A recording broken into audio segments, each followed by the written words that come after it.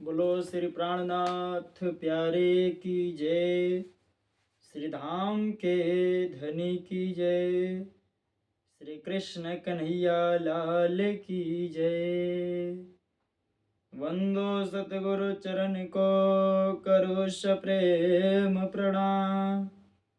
अशुभ हरन मंगल करन श्री देव चंद्र जी नाम। श्री प्राणनाथ निज मूलपति श्री महराज सुनाम। तेज कुंवर श्यामा युगल पल पल करूं प्रणाम। पल पल करूं प्रणाम। श्री देव चंद्र सतगुरु के चरिता पथि खोज बहुविध कियो। श्री महामति प्रसाद छत्ता कहयो। सुख पार भूषण दियो। सुख पार भूषण दियो। इति प्रकरण 8 पूर्ण संख्या चौपाई 281 अथ महाविष्णु निर्णय। महाविष्णु को निर्णय कीन्हो। प्रणाम सुंदर साची। महाविष्णु का निर्णय कीन्हो। इसमें श्री इंद्रावती जी महामती प्राणनाथ जी जो महाराजा छत्रसाल जी को बतलाए और महाराजा छत्रसाल जी अपने परम शिष्य श्री ब्रजभूषण जी महाराज जी को शास्त्रों के अनुसार और वाणी मर्मज्ञ जो समझाया, उस बात को श्री ब्रजभूषण जी महाराज अपने शब्दों में सुंदर भाव प्रकट करते हुए तथा जो सदगुरु धनी देवचंद्र जी महाराज जी के जीवन में व्यतीत हुआ, उस लीला को वर्णन कर रहे हैं कि महाविष्णु को निर्णय कीन्हो। जो महाविष्णु कहे गए हैं, ब्रह्मा विष्णु महेश, इन तीनों को उत्पन्न करने वाले तथा जिनसे संपूर्ण ब्रह्मांड बना, जिनके एक शब्द मात्र कहने से एको अहम बहुश्यामी, मैं एक हूं बहुत हो जाऊं, ऐसा जब महाविष्णु ने कहा तो उनके एकमात्र शब्द कहने से, एको हम बहुश्यामी कहने से संपूर्ण ब्रह्मांड चराचर प्राणी बन गए। उनका निर्णय किस प्रकार से है, वह किस प्रकार से सृष्टि बनाते हैं, उनके कितने शरीर हैं, उन शरीर का वर्णन सुंदर साजी सुनिए। तो कहा गया है कि उनके 3 स्वरूप कहे गए, 3 शरीर कहे गए हैं। एक स्थूल शरीर, एक कारण शरीर और एक महाकारण शरीर। तो जो उनका स्थूल शरीर कहा गया तो वह 14 लोक का ब्रह्मांड है। जो उसका सूक्ष्म कहा गया वह अष्टावरण और मोह तत्व। इस प्रकार से उनके 3 शरीर का वर्णन हम आगे सभी इसका श्रवण करेंगे किस प्रकार से शास्त्रों ने किया है। तो यहाँ पर श्रीधर स्वामी जी जो टीका किए हैं, सुबोधिनी जिसका नाम है, श्रीधर स्वामी ने टीका किया, तो उसके 3 स्कंद, भागवत के 3 स्कंद में आप 5वां अध्याय जाकर के देखिए और उसमें भी श्लोक नंबर 27 पर जाकर के हम देखेंगे तो उसमें क्या कहा गया है। लघु भागवत महापुराण में आया हुआ श्लोक। प्रथम महत सृष्टि द्वितीयाखंड तत्व संस्थितम तृतीय सर्वभूतस्य यानि ज्ञात्वा विमुच्यते। प्रथम तत्व जो है, जो महासृष्टि जिसको बोलते हैं, वो महाविष्णु का प्रथम शरीर है। महाविष्णु महद सृष्टि महतत्व, उनका जो दूसरा है जिसको सूक्ष्म बोला गया, और जो कारण है वह महतत्व। जो सूक्ष्म है वह अष्टावरण, 8 प्रकार के आवरण, पृथ्वी, जल, अग्नि, वायु, आकाश, मन, बुद्धि और अहंकार। इस प्रकार से 8 तत्व होते हैं, अष्टावरण जिनको बोला जाता है। और उसके बाद आता है तृतीय स्वरूप जो कहा गया है, यह पूरा 14 लोक का ब्रह्मांड व्याप्त है। यह महाविष्णु का शरीर है सुंदर साथ जी। अतल वितल सुतल तलातल रसातल महातल पाताल, मृत्यु लोक, भूअर लोक, भूलोक, भूअर लोक, स्वर्ग लोक, महरलोक, जनलोक, तपलोक, सतलोक, इस प्रकार से 14 लोक जो कहे गए हैं, यह महाविष्णु का स्थूल शरीर है जो हम देखते हैं। और इस प्रकार से चर, सृष्टि, समष्टि, व्यष्टि सब व्याप्त है। मैं आपको सरल भाषा में समझाऊं सुंदर साथ जी, तो जो कहा गया है, जिस प्रकार से वृक्ष होता है, वह वृक्ष महाकारण है। कपास का पेड़ लिए, वह महाकारण है। कपास के पेड़ से जो हमें रुई प्राप्त हुआ, वह उसका सूक्ष्म है। और जो कपास से बना, क्या कपास से कुछ बनता है ना, वस्त्र पहनने के, उड़ने के, रजाई, गद्दे, यह इसका स्थूल है। ठीक उसी प्रकार से 14 लोक का ब्रह्मांड का जो मूल कारण है, वह कारण तो साक्षात परमात्मा है। महाविष्णु जी जिनको कहा गया मोहतत्व है, मोहतत्व से ही 14 लोक के ब्रह्मांड की उत्पत्ति होती है। और यजुर्वेद किस प्रकार से इसके तीसरे सिद्धांत के अंतर्गत कहा गया है, यजुर्वेद सिद्धांत तीसरे, अस्मि शब्द माहि विदिदु जी। यजुर्वेद क्या कहता है? यजुर्वेद का शब्द है अहम ब्रह्मास्मि, मैं भी ब्रह्म हूं। यजुर्वेद का शब्द है ना, अहम ब्रह्मास्मि, मैं भी ब्रह्म हूं। इसी प्रकार से अन्य शास्त्रों ने भी कहा है कि आप भी ब्रह्म हो, तत्त्वमसि ब्रह्म। पूरा सृष्टि ब्रह्ममय है। ये ब्रह्म के लिए, परमात्मा के लिए कहा गया है। तो उसमें जो यजुर्वेद कहता है और अस्मि शब्द विराजमान है, इस प्रकार से 28 तत्वों से मिलकर के महाविष्णु का पिंड शरीर बना हुआ है। विष्णु व्यक्त जी विधि कर सूजी। महाविष्णु का जिस प्रकार से 28 तत्व से शरीर बना हुआ है, वो आप लोग श्रवण करेंगे। हमने आपको पिछले बताया था, पिछले के प्रसंग में जो तत्व देवादि देव निरूपण किया था, उसमें 27 तत्वों का वर्णन आया था। लेकिन इसमें एक तत्व और जुड़ेगा तो 28 तत्व हो जाएंगे। जिनकी व्यक्त व्यक्त करी बाको, जिह विधि सतगुरु लखी अक्ष करी। उसको अलग अलग करके, व्यक्त व्यक्त यानी अलग अलग करके उन सब का निर्णय करो, जिस प्रकार से सदगुरु ने किया हुआ है। पंथारथ चित्त हित सुनिए, कहो न काहू राखी पक्ष। सबका अर्थ एक एक अर्थ को हित से चित्त दे करके सुनिए। कहो न काहू राखी पक्ष करी। जिस प्रकार से है मैं उस प्रकार से बताऊंगा। ब्रजभूषण जी कहते हैं, मैं किसी बात में पक्षपात नहीं करूंगा, जो जैसा है मैं उसको आपके सामने हूबहू ऐसा ही प्रेजेंट करूंगा। इंद्रिय प्रथम कर्म कही पांचों। हमारे 5 कर्म इंद्रिय हैं, आप जानते हैं, मुख, हाथ, पैर, उपस्थ और मल द्वार। इस प्रकार से 5 कहे गए हैं।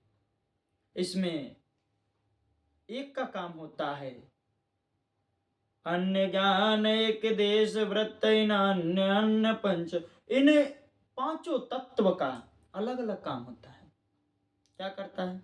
मुख से हम वचन बोलते हैं, शब्द बोलते हैं, हाथों से दान करते हैं, चरण से आते जाते हैं, और जो हमारा उपस्थ है वह सृष्टि के उत्पत्ति क्रम में सहयोग देता है, और जो गुदाद्वार है वह कैसे हमारे शरीर के मल को निकालता है। इस प्रकार से 5 तत्व कहे गए।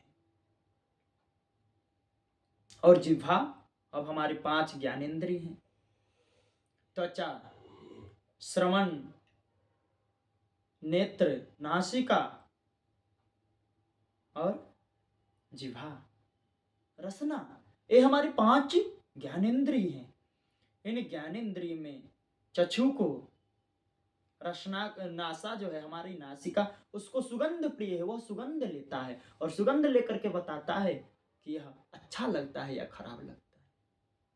हमारी जो आंख है उसको प्रिय वस्तु देखना अच्छा लगता है, वो अच्छी चीज देखती है। हमारे जो श्रवण है वह शब्दों को सुनते हैं, राग को, रंग को सुनते हैं, उन्हें अच्छे शब्द अच्छे लगते हैं। संगीत सुनना अच्छा लगता है, भाड़ी चूड़ सुनना अच्छा लगता है। हमारे यह श्रवणेंद्रिय है। और क्या कहा गया? शीत उष्म त्वक नरम कठिन हित, हमें शीत का पहचान कराता है। गर्मी है, ठंडी है, कठिन है, यह पता हमें कैसे चलता है? छूते हैं तो त्वचा से। ये हमारे कर्मेंद्रिय हैं। वाक पाणी पग वायुपस्थ त्वक, इस प्रकार से इंद्रिय कही गई ज्ञानेन्द्रिय पांचों वृत्ति है।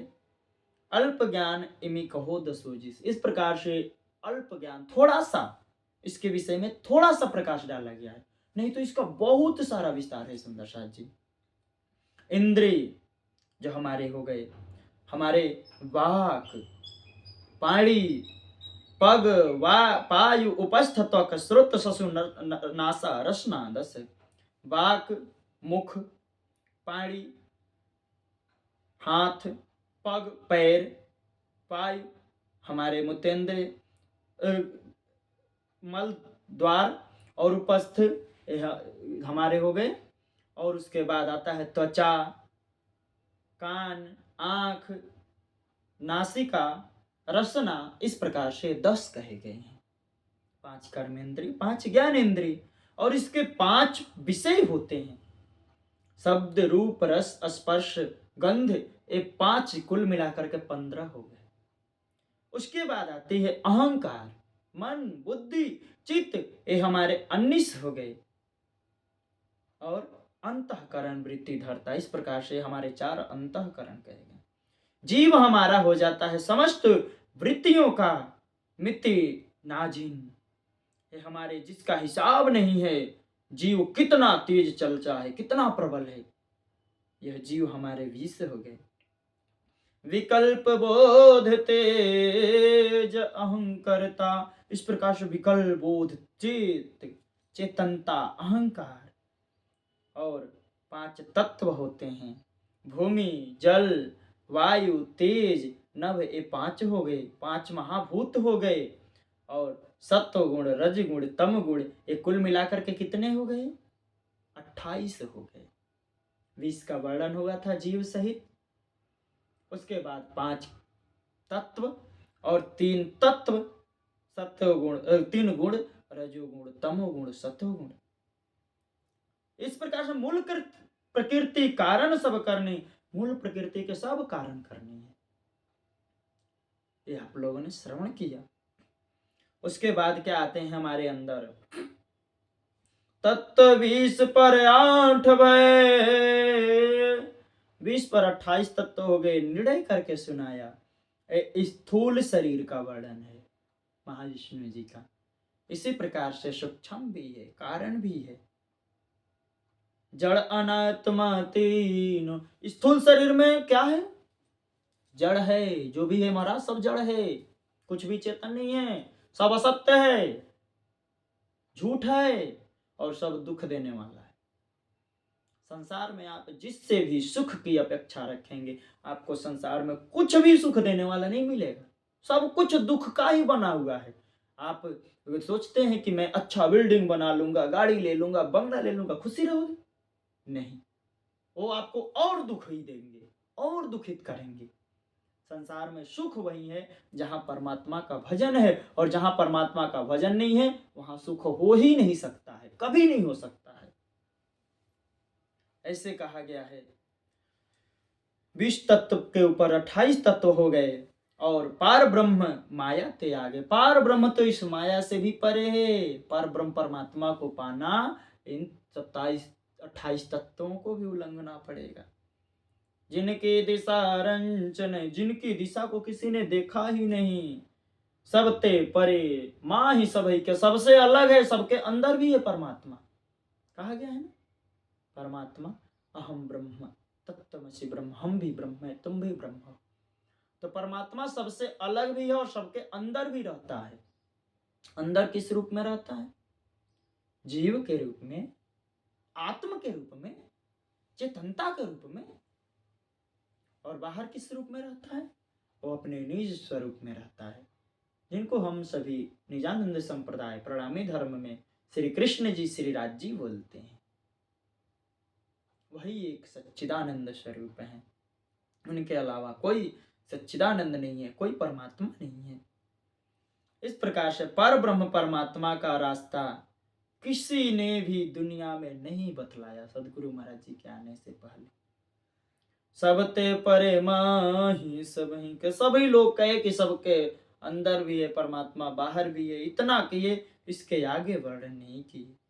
भक्ति ज्ञान यह महर्षिन मत, भक्ति ज्ञान ये ऋषियों का बहुत मत है। लखे ताहि संशय नहीं भागे, हमने देखा लेकिन हमारे अंदर से संशय नहीं गए। कौन कह रहा? सदगुरु धनी देवचंद्र जी महाराज। सदगुरु महाराज जी सबके अंदर देखे, सबको जाकर के परमात्मा का खोज किए, लेकिन संशय नहीं गया। जगते पार पावन ही काढ़े, कि विद ज्ञानी जग में जाग। जग से बाहर महाराज किसी ने पैर ही नहीं निकाला। 14 लोक ब्रह्मांड के आगे किसी ने पैर ही नहीं निकाला, किसी ने परमात्मा की खोज ही नहीं की। किन विधि ज्ञानी जग में जागे। तो जब पैर ही बाहर नहीं निकाले, ऊपर गए ही नहीं परमात्मा की खोज करते करते, तो वह जगत में किस प्रकार से जागृत हो सकते हैं? जागृत होने का तो कोई प्रश्न ही नहीं उठता है। इस प्रकार से सुंदर साथ जी हम सभी श्रवण किए। आगे हम लोग आगे की वीडियो में श्रवण करेंगे।